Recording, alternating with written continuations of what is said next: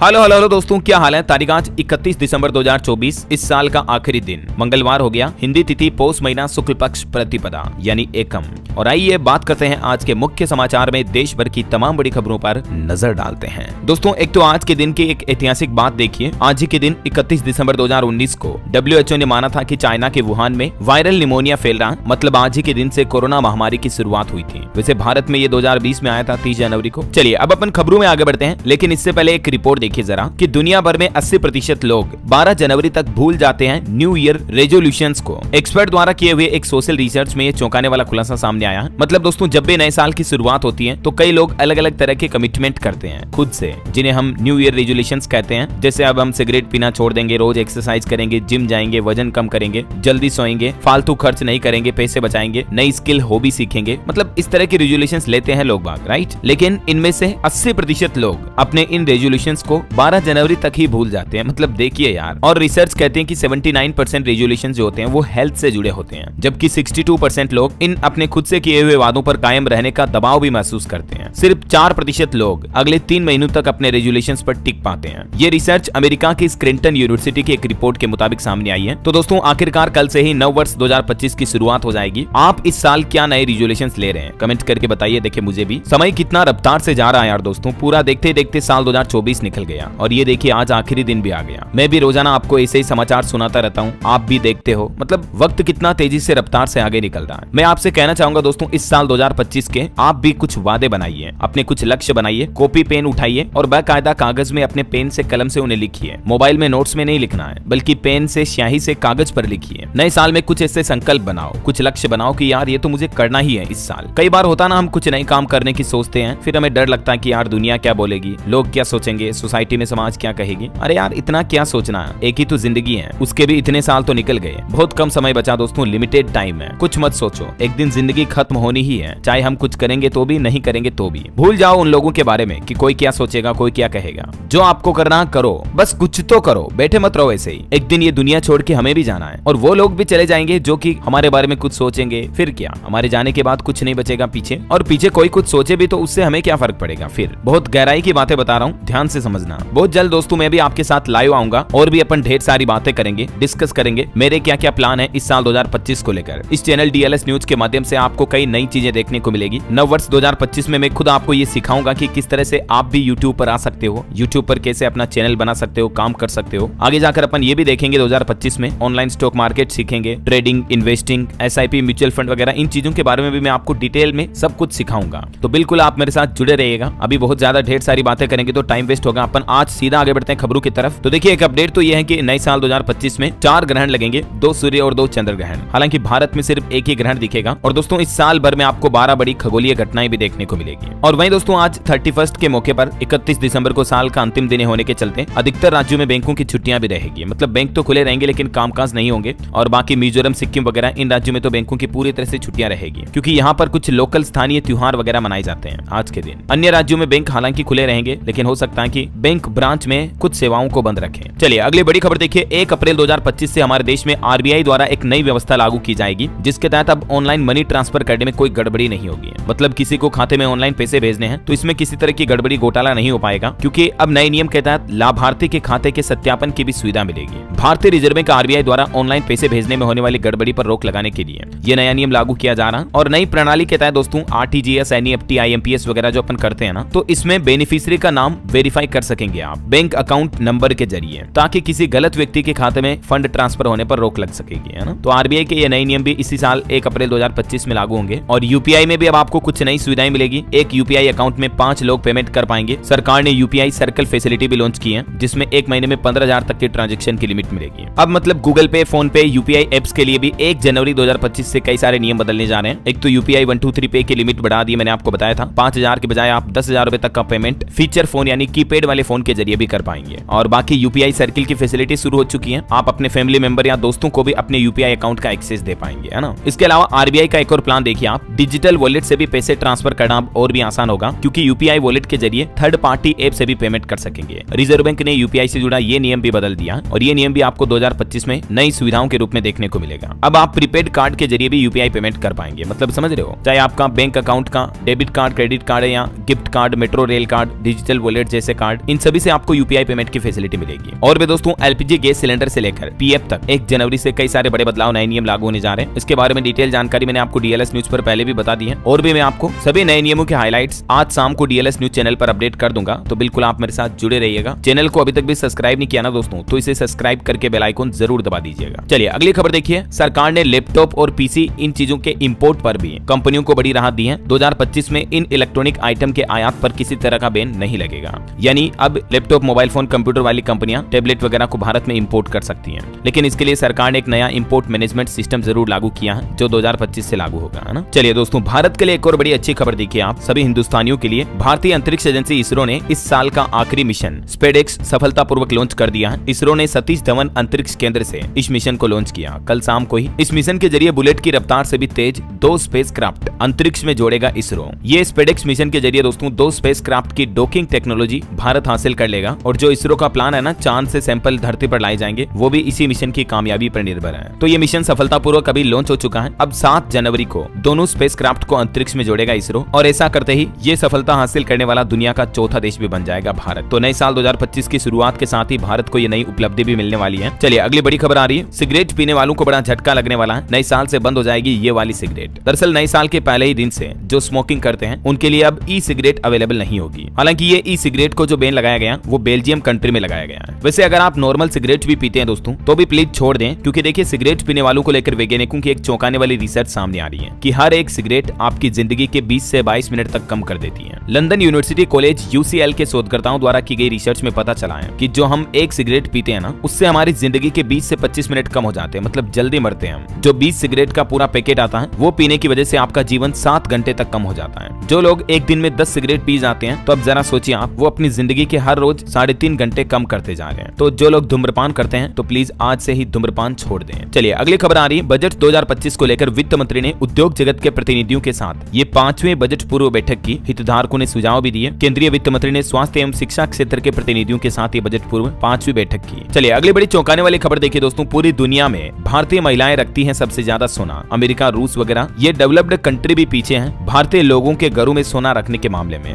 मतलब हमारे देश में जो महिलाएं, माताएं, बहनें ज्वेलरी बनाकर पहनती है ना, दुनिया भर का 11% सोना सिर्फ भारतीय महिलाओं के पास है। अब जरा अंदाजा लगाइए आप, इतना सोना तो कई देशों के गोल्ड रिजर्व में भी नहीं है। अभी लेटेस्ट रिपोर्ट आई वर्ल्ड गोल्ड काउंसिलिंग के मुताबिक भारतीय महिलाओं के पास कुल मिलाकर लगभग 24,000 टन सोना है। कितना ज्यादा है यार, जरा सोचिए आप, 1 टन में ही 1000 किलो होता है। तो 24,000 टन सोना इकट्ठा हो जाए अगर भारतीय महिलाओं के सभी के आभूषणों को इकट्ठा करें तो, जो कि दुनिया भर के गोल्ड रिजर्व सोने के भंडार का लगभग 11% है। मतलब देखिए दोस्तों, भारत की जीडीपी तो महिलाओं के पास है घरों में। चलिए अगला अपडेट देखिए। गांव की प्रॉपर्टी पर अब नहीं होगा विवाद, क्योंकि केंद्र सरकार ने प्लान बनाया है 2.25 करोड़ लोगों को गांव में उनकी प्रॉपर्टी, जमीन, मकान वगैरह, प्लॉट वगैरह कुछ भी है तो उसका मालिकाना हक दिया जाएगा। ड्रोन के जरिए सरकार ये सर्वे भी करवा रही है। जो केंद्र सरकार की स्वामित्व योजना है ना, तो उसके तहत सरकार का प्लान है 2025-26 तक 2.25 करोड़ ग्रामीणों को उनकी प्रॉपर्टी का स्वामित्व कार्ड बांटा जाएगा। मतलब उनकी प्रॉपर्टी का अधिकार और उसके ऑफिशियल डॉक्यूमेंट, दस्तावेज उन्हें दिए जाएंगे। अभी हाल ही में भी आपको पता होगा, केंद्र के नरेंद्र मोदी सरकार ने 50,000 गाँव में स्वामित्व योजना के कार्ड बांटे थे। तो उसके बाद अब ये सरकार का नया प्लान है ना। वहीं देखिए एक चौंकाने वाली रिपोर्ट सामने आ रही है कि विदेशी निवेश के रूप में मिले धन का दुरुपयोग हो रहा है। केट ने केंद्रीय मंत्री से ये मांग भी की है और कहा कि विदेशी निवेश का दुरुपयोग न किया जाए। चलिए अगला अपडेट देखिए। भारतीय रिजर्व बैंक आरबीआई ने इस साल 2025 में अर्थव्यवस्था में सुधार की उम्मीद जताई है। आरबीआई के नए गवर्नर बोले कि हम वित्तीय स्थिरता बनाए रखने की कोशिश कर रहे हैं। और आरबीआई ने एक अच्छा संकेत तो ये दिया दोस्तों कि नए साल 2025 में भी अर्थव्यवस्था में मजबूती देखने को मिलेगी। भारत की जीडीपी वृद्धि दर 6.6% तक रह सकती है चालू वित्त वर्ष में, मतलब 2024-25 में। और आरबीआई ने एक रिपोर्ट में ये भी कहा है कि इस साल बैंकों का एनपीए भी 12 साल के सबसे निचले स्तर पर आया। मतलब बैंकों में एनपीए यानी नॉन परफॉर्मिंग एसेट्स, जो डूबने वाले लोन है, उनमें भी अच्छी खासी गिरावट देखने को मिली है। मतलब बैंक मजबूत हुए हैं। हालांकि आरबीआई की एक रिपोर्ट में ये भी दावा किया गया कि बैंकों के खिलाफ शिकायतें 32% तक बढ़ी है। कई कोशिशों के बावजूद भी ग्राहकों की मुश्किलें कम नहीं हो रही है। मतलब बैंक ग्राहकों को अच्छी सर्विस नहीं दे पा रहे हैं अभी भी हमारे देश में। ये शिकायतें बढ़ने का मतलब क्या है? चलिए अगली बड़ी खबर आ रही है। दिल्ली के अरविंद केजरीवाल सरकार ने घोषणा की है कि अगर उनकी सरकार फिर से दिल्ली में बनी तो दिल्ली के पुजारियों और ग्रंथियों को हर महीने 18,000 रुपए दिए जाएंगे। वैसे अभी दिल्ली सरकार पर आरोप लगे हैं कि दिल्ली में इमामों को 17 महीने से सैलरी नहीं मिली है। उसके बाद दिल्ली के अरविंद केजरीवाल के घर के बाहर प्रदर्शन भी किया गया इमामों द्वारा। तो इस प्रदर्शन के बाद दिल्ली के पूर्व मुख्यमंत्री अरविंद केजरीवाल ने नया ऐलान करते हुए कहा कि पुजारी और ग्रंथी को हर महीने 18,000 रुपए देंगे। और इधर दोस्तों दिल्ली के उपराज्यपाल भी मुख्यमंत्री आतिशी से बोले कि केजरीवाल ने आपको काम चलाओ मुख्यमंत्री कहा है, मैं इससे आहत हूँ। आतिशी ने जवाब दिया कि की गंदी राजनीति न करें। चलिए अगला अपडेट आ रहा, दिल्ली मेट्रो को लेकर नई सूचना। नए साल की पूर्व संध्या पर बदले रहेंगे नियम। रात 9 बजे के बाद नहीं निकल पाएंगे आप इस स्टेशन से बाहर, क्योंकि नव वर्ष का जश्न मनाया जाएगा। तो DMRC द्वारा एडवाइजरी जारी की गई है, दिल्ली मेट्रो के कुछ स्टेशन बंद रहेंगे। राजीव चौक मेट्रो स्टेशन से 9 बजे बाद बाहर निकलने की अनुमति नहीं होगी 31 दिसंबर आज। वहीं दिल्ली की CM आतिशी का कहना है कि महिला यात्रियों को अगर कोई बस वाला, पब्लिक ट्रांसपोर्ट वाला बिठाता नहीं है, गाड़ी नहीं रोकता है, तो निलंबित किए जाएंगे सार्वजनिक बसों के कर्मचारी भी। चलिए अगली खबर देखिए, किसान आंदोलन पर अपडेट आ रहा दोस्तों। कल किसानों ने पंजाब बंद रखा था, आपको पता होगा। यातायात पूरी तरह से प्रभावित रहा, कई सारी रेल और बस सेवाएं भी स्थगित हुई। किसानों ने लगभग 9 घंटे तक पंजाब बंद रखा। लुधियाना में किसान और दुकानदारों में बहस भी देखी गई। किसान नेता पंदेर बोले कि किसी की जबरदस्ती दुकानें बंद नहीं कराई हमने। खैर अभी किसानों का पंजाब बंद खत्म हो चुका है, सभी बैरिकेड्स भी खुले। दिल्ली आने वालों के लिए राहत की खबर है, रेलवे को एक ही दिन में लाखों का नुकसान भी हुआ। और दोस्तों किसान नेता डल्लेवाल अभी 35 दिन से आमरण अनशन पर है, अभी भी वो अस्पताल नहीं गए। सुप्रीम कोर्ट के आदेश पर अफसर उन्हें मनाने गए थे, लेकिन उन्होंने विरोध किया तो उस कारण वापस लौट आए। और अभी आज 31 दिसंबर को सुप्रीम कोर्ट जगजीत सिंह डल्लेवाल की शहद की समीक्षा भी करेगा। 35 दिन से इनका अनशन जारी है ना। और किसान नेता राकेश टिकैत का भी कहना कि किसानों की समस्याओं का 7 जनवरी से पहले समाधान हो जाना चाहिए, वरना फिर और तेज आंदोलन करेंगे। ये भी सरकार को उन्होंने चेतावनी दी है। चलिए अगली खबर आ रही, देश मनमोहन सिंह के निधन से शोक में है और इधर राहुल गांधी नया साल मनाने के लिए विदेश चले गए। भाजपा ने विपक्ष पर यह तीखा तंज कसते हुए कहा, क्योंकि अभी राहुल गांधी नव वर्ष का जश्न मनाने के लिए वियतनाम गए हैं। उन पर आरोप तो ये भी लगे कि मनमोहन के अस्थि विसर्जन से भी वो गायब रहे। कांग्रेस बोली कि परिवार की प्राइवेसी का ध्यान रखा गया। वहीं देखिए बड़ी खबर, बांग्लादेश में हिंदुओं पर हो रहे अत्याचार के खिलाफ गुजरात अहमदाबाद में प्रदर्शन किया। हिंदू संगठनों, संत समिति और बीजेपी ने बनाई विशाल मानव श्रृंखला। चिन्मय दास की रिहाई की मांग भी की। वैसे अभी नए साल में 2025 में बांग्लादेश के सुर धीरे धीरे बदल रहे हैं। अब 95 भारतीय मछुआरों को भी रिहा करेगा बांग्लादेश, कहा कि हम उनसे केस भी वापस लेंगे। कई मुद्दों पर भारत के साथ तानातानी के बीच आखिरकार बांग्लादेश अब धीरे धीरे भारत के रुख की तरफ बदल रहा है। चलिए अगली खबर देखिए, रक्षा मंत्री राजनाथ सिंह मध्य प्रदेश के इंदौर पहुंचे और यहाँ बोले कि पहली बार भारत का रक्षा निर्यात 21,000 करोड़ के पार पहुंचा। मऊ में राजनाथ सिंह ने कहा कि 2029 में 50,000 करोड़ करने का लक्ष्य है भारत के डिफेंस एक्सपोर्ट को बढ़ाने का। राजनाथ सिंह बोले कि सुरक्षा के मामले में अभी भी हमारा भारत भाग्यशाली नहीं है, क्योंकि भारत के दुश्मन अंदर भी हैं और बाहर भी हैं। पिछले 10 साल में डिफेंस एक्सपोर्ट के आंकड़े भी जारी किए उन्होंने। वैसे भारत की सुरक्षा को लेकर एक अच्छी खबर आ रही दोस्तों, अब समुद्र में और भी ताकतवर होगी हमारी इंडियन आर्मी नेवी, क्योंकि नौसेना के बेड़े में शामिल होंगे 2 स्वदेशी युद्धपोत और एक पनडुब्बी भी,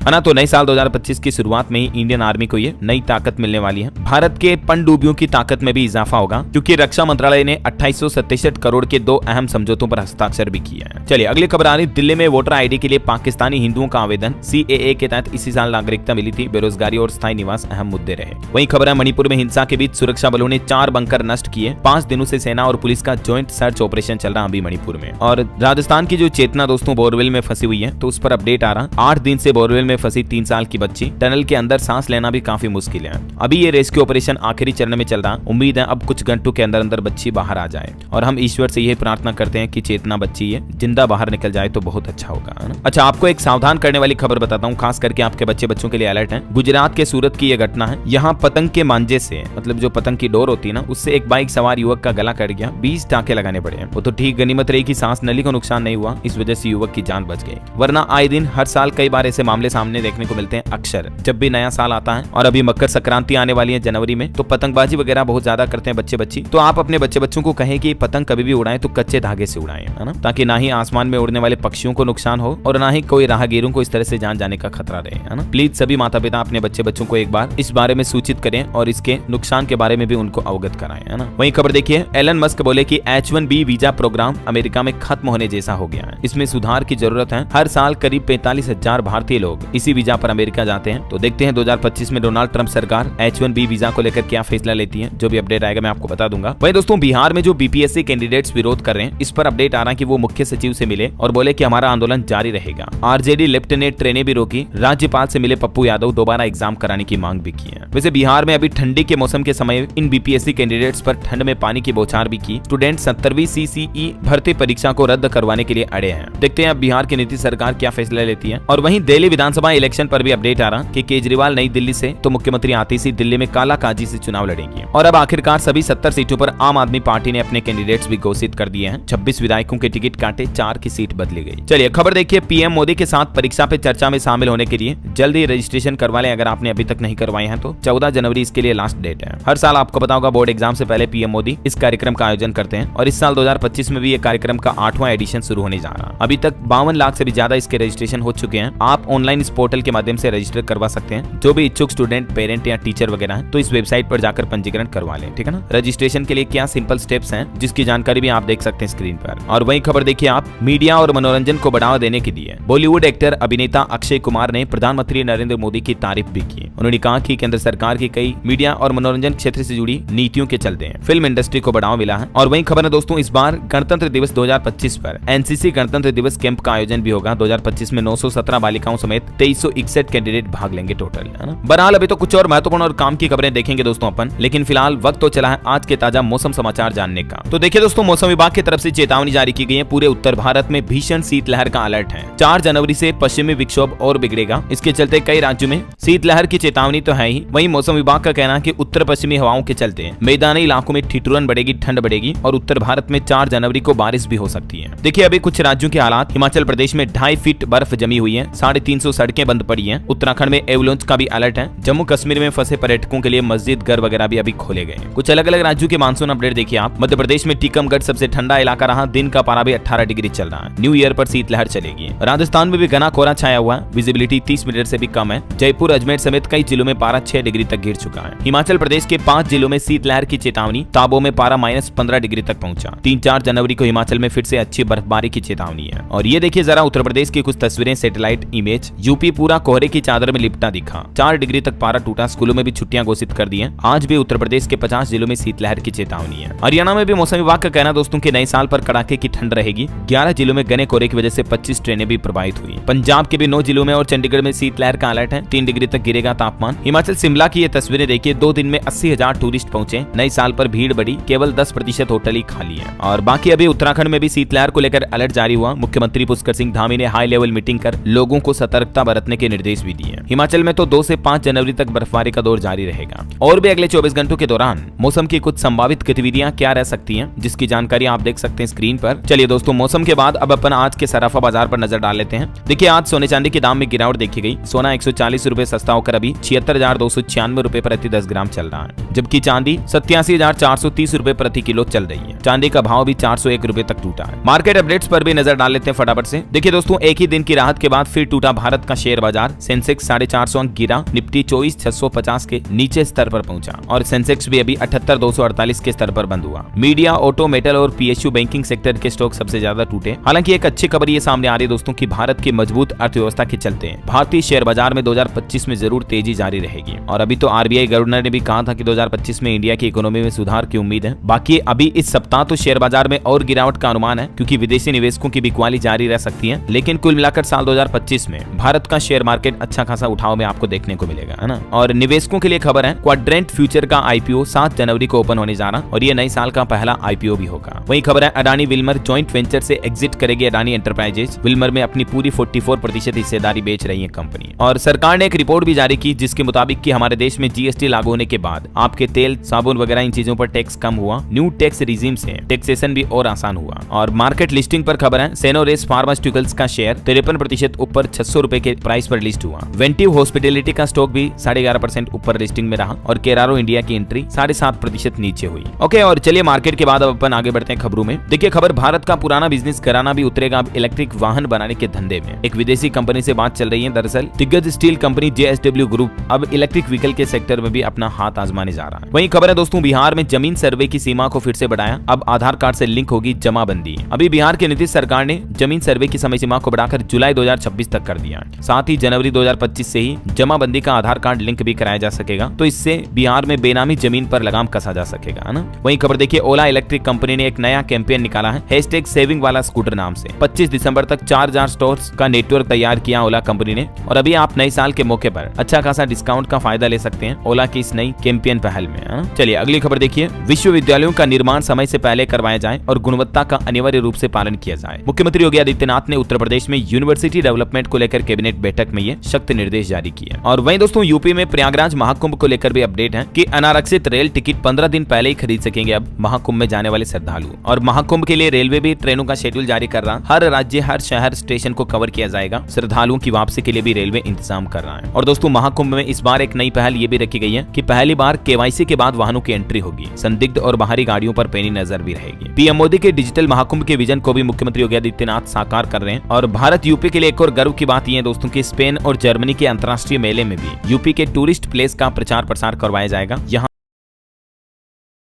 शॉर्ट फिल्में भी दिखाई जाएगी, है ना। चलिए अगली खबर देखिए, राजस्थान पुलिस ने एक नई अनोखी पहल शुरू की है। राजकोप मोबाइल ऐप पर SOS पैनिक बटन की शुरुआत हुई है। इस बटन पर क्लिक करते ही कॉल सेंटर तक सीधी सूचना पहुंच जाएगी। कोई भी व्यक्ति अगर किसी मुश्किल में ट्रबल में है तो इस बटन को दबाकर तुरंत सहायता ले पाएंगे। राजस्थान पुलिस की तरफ से नई पहल शुरू की है ना। और इसके अलावा राजस्थान में 8 से 12 जनवरी तक युवा महोत्सव का आयोजन होगा। विजेता 1 लाख रुपए तक की राशि से सम्मानित किए जाएंगे। राष्ट्रीय युवा दिवस के उपलक्ष्य में राजस्थान सरकार ने यह नया प्लान बनाया। और वहीं देखिए बड़ी खबर, राजस्थान में सरकारी कर्मचारियों के तबादलों से लगा बैन हट चुका है। शिक्षा विभाग को छोड़कर 1 से 10 जनवरी तक सभी डिपार्टमेंट के कर्मचारियों के ट्रांसफर हो पाएंगे। तबादलों पर लगा ये बैन हटा। तो अब राजस्थान में 3 लाख से ज्यादा कर्मचारियों के 1 से 10 जनवरी तक ट्रांसफर होंगे, है ना। हालांकि शिक्षा विभाग में यह प्रतिबंध अभी भी जारी रहेगा, ठीक है। और इसके अलावा राजस्थान सरकार ने औद्योगिक विकास में एक और नया कदम रखा है। लॉजिस्टिक हब और नए औद्योगिक नोड्स के लिए रणनीतिक स्थानों की पहचान भी की गई है। कुछ और स्टेट न्यूज अपडेट है दोस्तों, आगे बताऊंगा मैं आपको। फिलहाल देखिए आप अगली खबर, बीमा पॉलिसी पर एक रिसर्च से रिपोर्ट सामने आ रही है कि कम आय वालों के लिए खरीदी गई 10,000 करोड़ की बीमा पॉलिसियां इस साल 2024 के दौरान, है ना।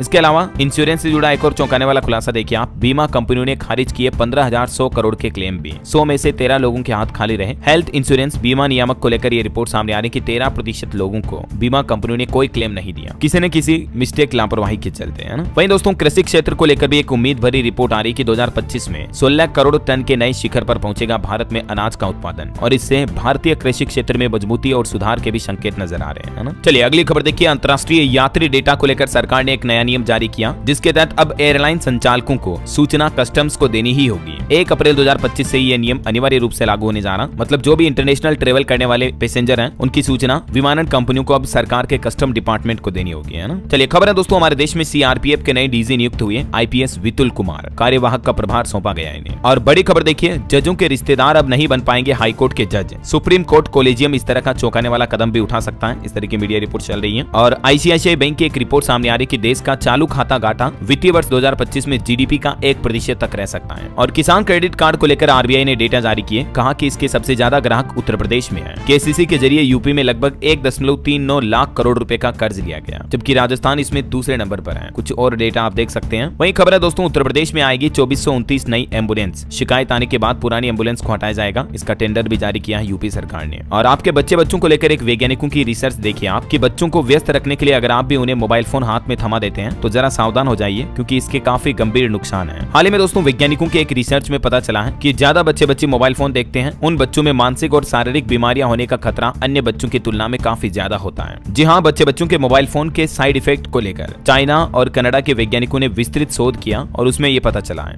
कि बच्चों का ज्यादा स्क्रीन टाइम होने की वजह से बच्चों का दिमाग ज्यादा उत्तेजित होता है, नींद कम आती है और इससे सेहत भी खराब हो सकती है। इसलिए बच्चों को जितना हो सके मोबाइल फोन कम ही दें तो ज्यादा बेहतर है ना। चलिए अगली खबर देखिए, इनकम टैक्स विभाग के बाद अब विमानन मंत्रालय ने भी सफाई दी, कहा कि टैक्स चोरी पकड़ने के लिए नहीं हो रहा डिजी यात्रा के डेटा का इस्तेमाल। वहीं बड़ी खबर आ रही है, फर्जी सिम कार्ड चलाने वालों की अब खेर नहीं, एक्शन मोड में आई सरकार। 2025 से कई सारे नए नियम लागू किए जा रहे हैं और इन नियमों के तहत दोस्तों जो लोग अब हमारे देश में फर्जी सिम कार्ड इस्तेमाल करते हुए पकड़े जाते पाए जाते हैं, तो ऐसे लोगों के वो सिम कार्ड तो बंद कर ही दिए जाएंगे, साथ ही उन्हें आने वाले 6 महीने से लेकर 3 साल तक नया सिम खरीदने पर भी प्रतिबंध लगा दिया जाएगा। और हाल ही में भी दोस्तों DOT यानी डिपार्टमेंट ऑफ टेलीकम्युनिकेशन ने एक बड़ी कार्रवाई की और देश भर में तकरीबन 1 लाख से भी ज्यादा फर्जी SMS और सिम कार्ड को ब्लैकलिस्ट किया। आजकल तो आपको पता होगा साइबर फ्रॉड वगैरह के कॉलर ट्यून भी सुनाई दे रहे हैं जब हम किसी को फोन लगाते हैं तो ये सब कुछ सरकार के नए नियम के तहत नई पहल है 2025 से ही, है ना। चलिए टैक्स पेयर्स के लिए एक अच्छी राहत भरी खबर आ रही है। विवाद से विश्वास स्कीम की डेडलाइन को सरकार ने बढ़ा दिया है। अब आप 31 जनवरी तक इसका फायदा उठा सकते हैं। पहले इसकी लास्ट डेट 31 दिसंबर ही थी। तो अगर आपका भी टैक्स से जुड़ा कोई विवाद है तो 31 जनवरी तक आप इसमें योजना में फायदा ले सकते हैं, है ना। चलिए खबर आ रही रही है मोबाइल ऐप से लोन देने वाली 40 फिनटेक कंपनियों पर भी इनकम टैक्स अब एक्शन लेगा। आईटी विभाग ने नोटिस भी भेजा। वहीं खबर है दोस्तों, भारत का विदेशी मुद्रा भंडार 700 बिलियन अमेरिकी डॉलर के पार हुआ, विश्व में चौथे स्थान पर पहुंचा। और भारत में विदेशी निवेश पर भी रिपोर्ट सामने आ रही कि इस महीने दिसंबर में विदेशी निवेशकों ने भारतीय पूंजी बाजारों में 22,000 करोड़ रुपए से भी ज्यादा का निवेश किया। और खबर है, गुजरात की भूपेंद्र पटेल सरकार ने लॉन्च किया स्वर नाम से एक नया पोर्टल। SWAR इसका फुल फॉर्म है speech and written analysis resource. Gujarat के मुख्यमंत्री ने यह नए पोर्टल का शुभारंभ किया है और इस पोर्टल का उद्देश्य यह है कि नागरिकों की भाषा बाधाओं को खत्म किया जाए और उन्हें संचार की बेहतर सुविधाएं मिल सके, है ना। स्वर प्लेटफॉर्म समावेशिता को बढ़ावा देता है। चलिए अगली खबर आ रही है, हजारों लोगों के लिए गुड न्यूज। हरियाणा में लाल डोरे की जमीन का मालिकाना हक मिल पाएगा, मात्र 1 रुपए में होगी रजिस्ट्री। फरीदाबाद नगर निगम की तरफ से ये अच्छी सूचना जारी की गई। वहीं खबर है दोस्तों, दिलजीत दोसांझ का आज पंजाब के लुधियाना में कॉन्सर्ट होने जा रहा। 2000 पुलिस जवान तैनात रहेंगे, PU में ई-रिक्शा मिलेंगे, पार्किंग को लेकर 15 संस्थान भी खाली कराए गए। पंजाबी सिंगर और अभिनेता दिलजीत का ये कॉन्सर्ट होगा आज, है ना। अच्छा, नए साल में PF के भी 5 बड़े नियमों में बदलाव हो रहा। कौन कौन से नियम मैंने आपको ऑलरेडी बता दिए हैं सभी। अब आप ATM के जैसे ही PF खाते से भी विड्रॉल ले पाएंगे। PF में कंट्रीब्यूशन की लिमिट को भी सरकार बढ़ाएगी। EPFO IT सिस्टम को भी अपग्रेड करने जा रहा। इक्विटी में निवेश की सुविधा मिलेगी। पेंशन विड्रॉल में भी आसानी रहेगी, क्योंकि देश के किसी भी बैंक के किसी भी ब्रांच से आप अपने PF के पेंशन का पैसा विड्रॉ कर पाएंगे, है ना। चलिए खबर है दोस्तों, दिल्ली और कश्मीर को जोड़ने वाली 5 नई आधुनिक ट्रेनें शुरू होगी। प्रधानमंत्री नरेंद्र मोदी 2025 के पहले महीने जनवरी में 5 नई आधुनिक ट्रेनों की सौगात देने जा रहे हैं। दिल्ली और जम्मू वासियों को इससे बड़ा फायदा होगा। और पासपोर्ट को लेकर भी एक नया अपडेट सामने आ रहा कि वोटर ID और बैंक पासबुक के बिना भी अब आपका पासपोर्ट बन पाएगा। बिहार सरकार की तरफ से यह रियायत दी गई है। पहले तत्काल पासपोर्ट बनवाने के लिए 13 तरह के डॉक्यूमेंट देने होते थे, लेकिन अब सिर्फ 3 दस्तावेज की ही जरूरत पड़ेगी। चलिए अगली खबर देखिए, छत्तीसगढ़ के मुख्यमंत्री विष्णुदेव साय का प्लान, राज्य की 16 बोलियों में तैयार किया जाएगा नया पाठ्यक्रम। मतलब लोकल लैंग्वेज में भी पहली कक्षा में बच्चों के पढ़ने के लिए अब अलग अलग भाषा के पाठ्यक्रम तैयार किए जाएंगे, है ना। और चलिए कुछ और स्टेट न्यूज अपडेट देख लेते हैं फटाफट से। देखिए, राजस्थान के 12 जिलों की सीमाओं में बदलाव हुआ, सरकार ने नोटिफिकेशन जारी किया। कौन सी तहसील और उपखंड कौन से जिले में शामिल होंगे, इसको लेकर ये कंप्लीट डिटेल भी आप देख सकते हैं, कुछ जिलों के अपडेट। और वही खबर है दोस्तों, मंत्री किरोड़ी लाल बोले कि SI भर्ती रद्द होनी चाहिए राजस्थान में।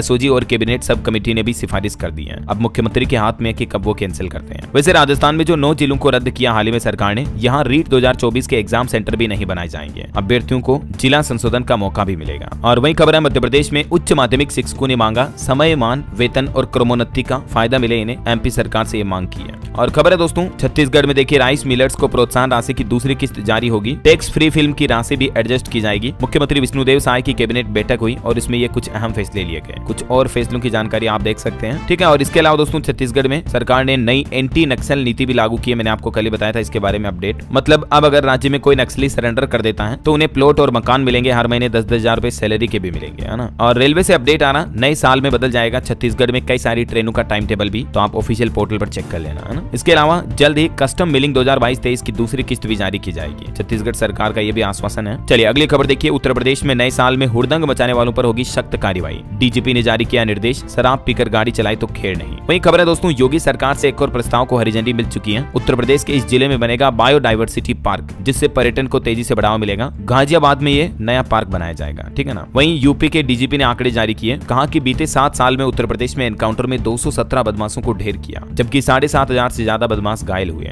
और अपराधियों से 1490 करोड़ की संपत्ति भी जब्त की पिछले 7 सालों में, है ना। वहीं खबर है दोस्तों, यूपी की राजधानी लखनऊ में नशा मुक्त फुल महिला मैराथन का आयोजन होने जा रहा आज मंगलवार को। वहीं देखिए, यूपी लखनऊ मेट्रो ने भी रिपोर्ट जारी की, कहा कि अब तक 2.5 करोड़ लोगों ने मेट्रो का सफर किया। 30 लाख किलोमीटर तक चली ये मेट्रो ट्रेन। अभी 2025 में 4 बाग से वसंत कुंज तक भी मेट्रो चलाने की तैयारी की जा रही है। अच्छा, लखनऊ में एक और नई उपलब्धि देखिए आप, पहली बार रोबोटिक बेरियाट्रिक सर्जरी की गई। एक 38 साल की महिला का ये ऑपरेशन हुआ रोबोटिक तरीके से। वहीं खबरें, यूपी वाराणसी में भी नववर्ष पर पर्यटकों के लिए ट्रैफिक एडवाइजरी जारी हुई। 31 दिसंबर से 1 जनवरी की रात तक कई जगहों पर डायवर्जन प्रतिबंध रहेगा। चलिए बिहार से अपडेट आ रहा, मोबाइल फोन से फेस मिलान योजना को लागू न किया जाए। आंगनबाड़ी कर्मचारी यूनियन ने 6 सूत्रीय मांगों को लेकर बैठक भी की। वहीं खबर है दोस्तों, हरियाणा में CET एग्जाम जल्दी होगा। HSSC के चेयरमैन बोले कि कमीशन के पास संशोधित पॉलिसी आएगी। चलिए पंजाब से खबर है दोस्तों, किसान आंदोलन को लेकर देखिए, सुप्रीम कोर्ट की कमेटी ने बुलाई किसानों की मीटिंग। 3 जनवरी को पंचकुला में होगी ये मीटिंग। वहीं चंडीगढ़ के निजी स्कूलों में 13 जनवरी तक फ्री एडमिशन होंगे। चलिए कुछ और एजुकेशन के अपडेट भी देख लेते हैं। UGC नेट 3 जनवरी एग्जाम के एडमिट कार्ड जारी हुए। पहला पेपर पब्लिक एडमिनिस्ट्रेशन का होगा। और सरकारी नौकरी पर एक अपडेट आ रहा दोस्तों, इंडियन आर्मी में 625 पदों पर वैकेंसी निकली है। 12वीं पास को भी मौका है। 17 जनवरी 2025 इसमें लास्ट डेट रहेगी। वहीं खबर है, उत्तराखंड में अग्निवीर भर्ती में 4500 अभ्यर्थियों का चयन हुआ और सरकार का कहना है कि 2000 रिक्त पदों पर भी जल्दी भर्ती होगी, है ना। चलिए अंतर्राष्ट्रीय न्यूज पर अपडेट देखिए, पाकिस्तान को बड़ा झटका लगा। तहरीक-ए-तालिबान के लड़ाकों ने पाक मिलिट्री बेस पर भी कब्जा किया। वहीं खबर है दोस्तों, अमेरिका के पूर्व राष्ट्रपति राष्ट्रपति जिमी कार्टर का निधन हुआ। 100 साल की उम्र में अंतिम सांस ली। इन्हें कैंसर था। 2002 में इन्हें नोबेल शांति पुरस्कार भी मिला था। पीएम मोदी ने भी इनके निधन पर शोक व्यक्त किया। ओके, और चलिए अंत में आज के राशिफल पर नजर डालते हैं। देखिए दोस्तों, मिथुन और कन्या राशि वालों के मन मुताबिक काम पूरे हो सकते हैं। मकर राशि वाले लोगों को भी अच्छी खबर मिल सकती है। और बाकी ये पूरा सप्ताह कर्क राशि वालों के नए इनकम सोर्स बनाएगा। कन्या राशि के लोगों को भी नौकरी में प्रमोशन मिलने की संभावना है। और भी कुछ अलग अलग राशियों का राशिफल आप देख सकते हैं स्क्रीन पर इस टेबल में। और हाँ दोस्तों, आज आप मुझे नीचे कमेंट करके बताइए कि नव वर्ष 2025 के लिए आपका क्या प्लान है। आपका सबसे महत्वपूर्ण रिजोल्यूशन कौन सा है जो आपके रेजोल्यूशन की लिस्ट में टॉप नंबर पर है। कमेंट करके लिखना है ताकि हम सब अपने लक्ष्य शेयर करते हैं दोस्तों। इससे एक दूसरे को मोटिवेशन मिलेगा, ठीक है ना। मैं भी आपको मेरे टारगेट लक्ष्य बताऊंगा 2025 में मैंने क्या क्या टारगेट तय किए हैं और कितने अचीव कर पाते हैं हम। फिर ईयर एंड से पहले एनालिसिस भी करेंगे, ठीक है ना। तो कमेंट में लिखिए, मैं एक एक कमेंट को इंडिविजुअली पर्सनली रीड करूंगा दोस्तों। जिसका सबसे अच्छा मुझे लक्ष्य लगेगा उसको गिव अवे इनाम पुरस्कार भी दिया जाएगा आपके अपने डीएलएस भाई की तरफ से। तो बिल्कुल जुड़े रहेगा मेरे साथ, कमेंट कर दीजिए,